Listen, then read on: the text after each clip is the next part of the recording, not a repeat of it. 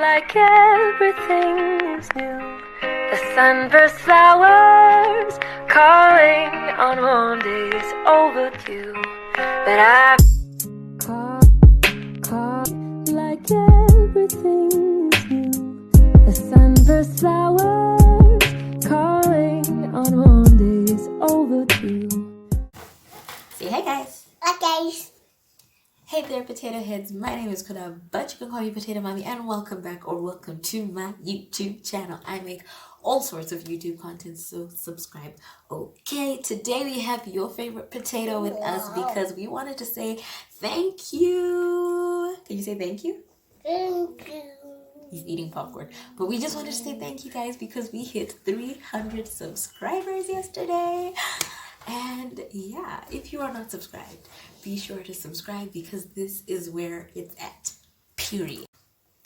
Okay, so Jessie fell asleep, so you guys already know I literally film most of my videos like this anyway. But today we're going to be talking about the things that I did to regain my confidence and to be able to be in a position where now I am openly proud and honest about my journey as a young mother. So for those of you who don't know, at the age of 20, I found out I was pregnant. And at 21, I became a mother. And during the whole time I was pregnant, I won't lie, I'm not excited about taking on the title of being a mother. I don't mean I wasn't excited for having a child. I was very excited about the fact that I was going to have a baby, but I wasn't excited about the idea of being a mother at 21 because I was 21, so I was young. I didn't have a job. I was still in school, so I didn't have a degree, and I wasn't married. So I really felt like there were so many negative connotations that came with the idea of being a mother in my situation that I was like really ashamed. I felt like it meant that I was worthless. I was bringing shame to my family name, and I was an embarrassment, not only to my family, but to myself.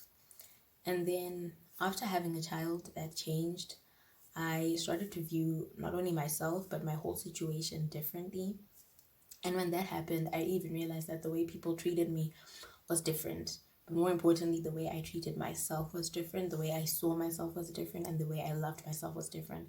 And the major reason I think why that happened, and the number one thing that I did to get to that point was future is I stopped putting my self-worth in the hands of other people. Like during the time when I was pregnant, I was so embarrassed of my situation that I kind of hid away, and I started listening to what people said all the time. And the thing is, when you're going through a hard time, it's easier for you to listen to negative comments and take that in than to listen to people who are trying to bring you up and positive comments and let that settle within you. So I was so bent on listening to all the negative things people had to say about me or about women in my situation that I got to a point where I started to believe that like you're not worth anything, or your life is over. Like you can't get what you want to get out of life. You can't go where you want to go in life. You can't achieve the things you want or chase after your dreams, or you're a disgrace to your family, you're a disgrace to yourself, you're embarrassed.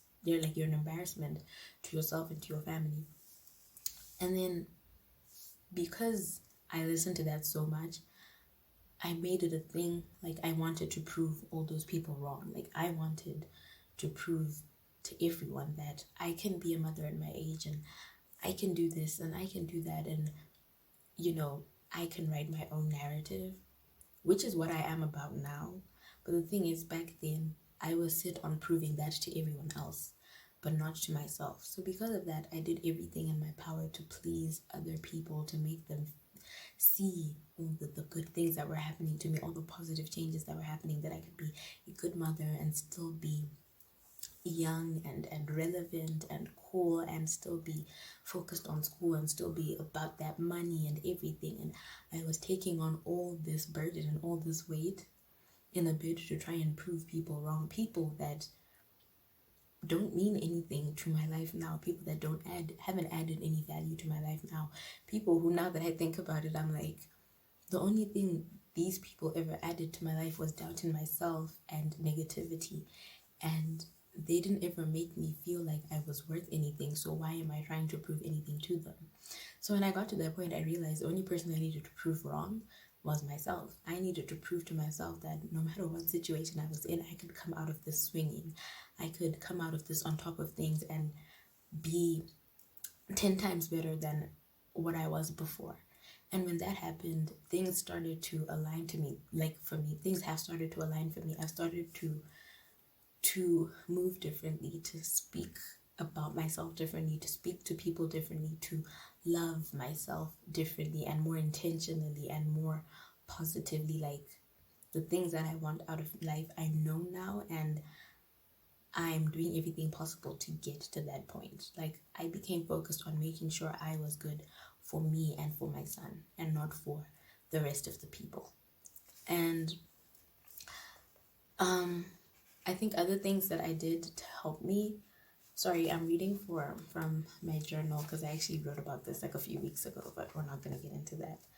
But like the question I always ask myself is, are you worth your own time? Like if you were to meet yourself right now, would you think that exactly the way you are, you would want to be your own friend? Do you think you are a positive person enough? Do you think you are enough of a good influence to where you would want to be around yourself all the time? You would want your own influence in your life? Or do you feel like if you were to meet yourself today, that you would say, I don't like her because of this, I don't like him because of that, I would change this about her, I would change this about him?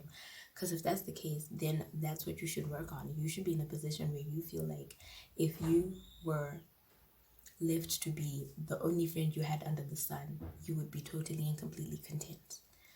Another thing that really helped me get to a point of loving myself again or seeing myself as worthy of everything again was how I viewed myself. Like, do you see yourself as beautiful? Do you see yourself as deserving of good things, deserving of love, deserving of kindness, deserving of success? Do you see yourself as if you are worth good things in life? Or when you think about yourself, or when you think about success, or when you think about that big job position or that promotion or that leadership position, you're like, no, this is not ningi, or no, it's not for me. Why is that? Like, it's, I don't know how to say it, but it's like there's a difference between humility and just doubting yourself and like not seeing yourself as worth enough. You can be humble but still be a leader. You can be humble but still be deserving of good things and still go and get those good things. But like leaving everything to other people, this shows that you don't believe in yourself. You don't think you're worthy of those things yet, and maybe you don't love yourself enough to go after them yet. Because when you're at a point where you truly love yourself and you're truly confident in where you are and you believe in yourself, you're gonna go after the things you want, regardless of whether you are qualified, whether you fit the bill, whether the competition has whatever many years of training or experience over you. You're gonna go after your dreams vigorously, and you're gonna go after them no matter what the cost, because you know that you deserve those things and they will come for you as well. Another thing is the things that I would feed my mind. People don't realize this, but the mind is such a powerful tool. And another thing I'm always saying is social media is so powerful and so influential.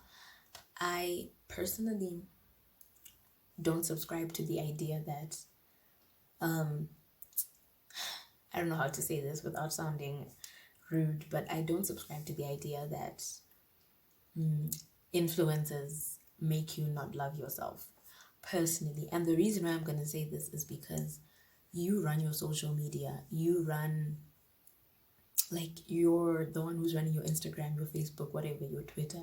You choose who you follow, you choose who you subscribe to, you choose who you're going to watch, whose pictures you're going to see, whose uploads you're going to see. That's completely and utterly up to you. So if you decide to give in to the idea that you're gonna subscribe to or follow or whatever people who make you feel like you're less than, people who make you feel like you need to change yourself, then that's on you, because you have all the power to say, I'm only going to follow people who make me feel better or beautiful or loved or motivated, or like I can get X, Y, and Z. I know for a fact there are people out there who I see on social media and I'm just like, yo, like I just feel like, what am I doing with my life? Like I'm 21 and there are people like buying houses and 3 cars and they're giving their kids this, that, and the next, and I can't. Like, so if you feel like social media is toxic for you, if you feel like the things you see there aren't benefiting you, instead of going and telling everyone in the world how social media is toxic and you shouldn't be on it and oh this and that and oh we're being fed all of this, because personally I have a problem with people who are always preaching that message because you are on social media, so like you're one to talk, you know. The thing is, I'm sorry, I'm really passionate about this, like any account, Instagram, YouTube, whatever, any account can make someone feel like they're less than. Don't think that just because you have 100 followers or 100 subscribers that you're like not gonna make the next person feel like they're less, because there's always someone who's going to look at you and feel like you're in a better position than them. So even the things that you show, the little things that you show, thinking, oh, like you're humble and all this and all that, someone else is looking at that and thinking, wow, like I'm never gonna be able to attain this in life. So honestly, any platform, any page, any person could make you feel less than. The thing is, you need to be intentional about who you follow and who you give your time to, because when you constantly see things and when you constantly read things, your mind takes those things in. You might take it lightly, but they get embedded in your mind. And a lot of the time, a lot of the things we read and a lot of the things we see all the time become embedded in us, and we start to strive to achieve that. We start to strive to want to be like that. That's why trends are so popular, because you see something over and over and over again. In your mind, it's like, so that's what's cool now, you know. And then the next thing comes and you see it over and over again and that becomes cool, and that's why trends die out. So it's like, what are you making trend in your mind? What's trending for you? Like, is it people who are motivational? Is it fashion? Is it beauty? Is it lifestyle? Is it leisure? Like whatever it is, go after that, but then don't shame other people for openly being about what makes them feel good simply because you don't necessarily agree with the same thing. Okay, and another big factor that played a role in me being able to be proud of who I am now and what I've been through and what I am going through and where I am going and who I am becoming, wow, that was too long, anyway, is being more intentional about who I allowed into my space. And I think I've spoken about this extensively in my video about friendships and all of that, but it honestly does play a big role in how you see yourself and how you view yourself and your self-worth. Because if you surround yourself with people who constantly speak poorly on you or make you feel like you're not doing enough, make you feel like you're less than, make you feel like you're not worthy of their time, then you're always going to view yourself that way. Like, the people who are closest to you, and I'm specifically talking about friends, but this applies even for family and stuff like that. Like, you know, like family you don't choose, but even though you don't get to choose family, you still get to choose who you give your time to. Some people just make you feel like some people make you, there are people out there who are like bent on constantly reminding you of your mistakes, constantly reminding you of your flaws, constantly reminding you of what you have done wrong in the past. And no matter how many good things you do, that one bad thing you've done before completely overshadows all of those things for those people. And that could be a friend, a boyfriend, a husband, a wife, your cousin.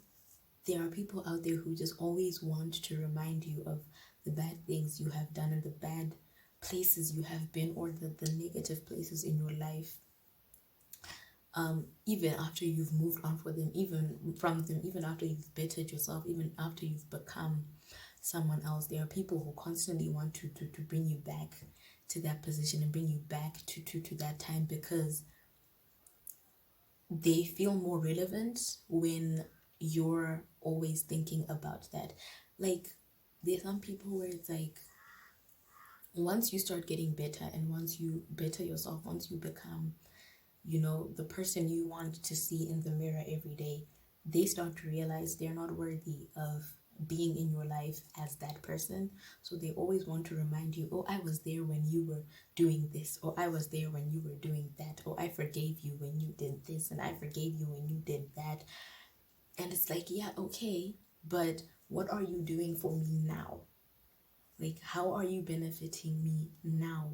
What are you giving my life now? Because if it's nothing, then we just need to go our separate ways. Sometimes, like, these friendships and these whatevers need to end, not because there's drama, but just because people change, people evolve, and people grow, people get better, some get worse, whatever, but things change, situations change, people change. And if people aren't willing to grow with you as you grow, and people aren't willing to change with you as you change, if people aren't willing to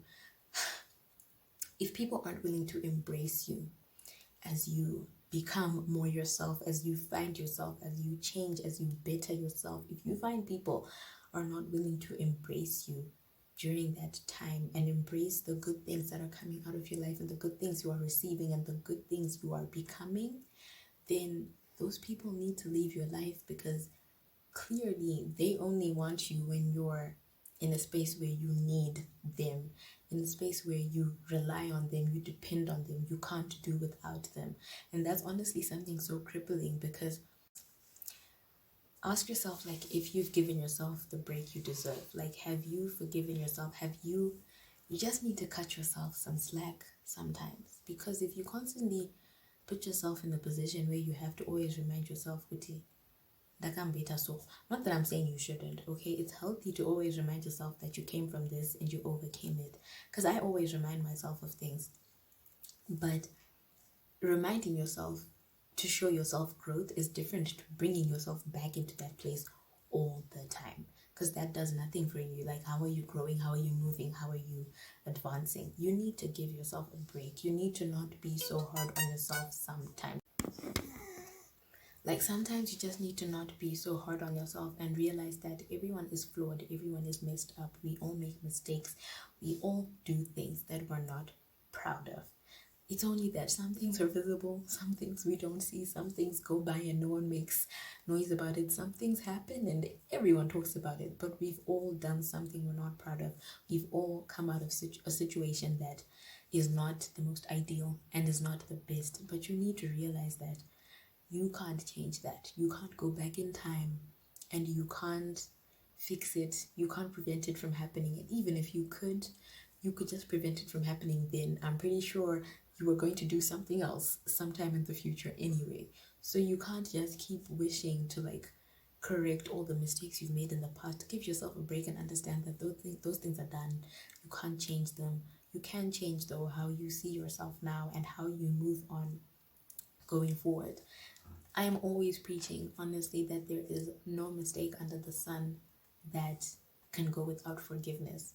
God has enough love and forgiveness going around for centuries. Like, there's nothing in this world that, like, time cannot fix.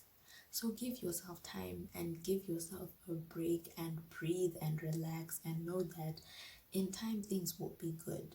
All you need to do is put in the effort to make sure that you are getting yourself better. You are getting yourself in a better place, and you are putting yourself in a position where you can become the type of person you're going to look at in the mirror and say, hey, I like you. I am proud of you. I'm happy to see you. I love seeing you smile.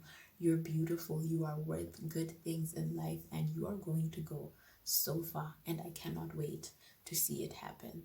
And I think once you get to that place, it's like you give yourself the space to then flourish. Like, it's like a sigh of relief, like you remove this burden from your shoulders and you realize that it's not up to you to change how the whole world views everyone in your situation. It's not up to you to change how people view you, because there are people who will hate regardless. There are people who will have something negative to say regardless of how good of a person you become, of how many amazing things you do, of all the positive things you bring out of your life. There will always be someone who doesn't resonate with you as a person, who doesn't like how you are, who doesn't relate to your situation, doesn't relate to where you are now.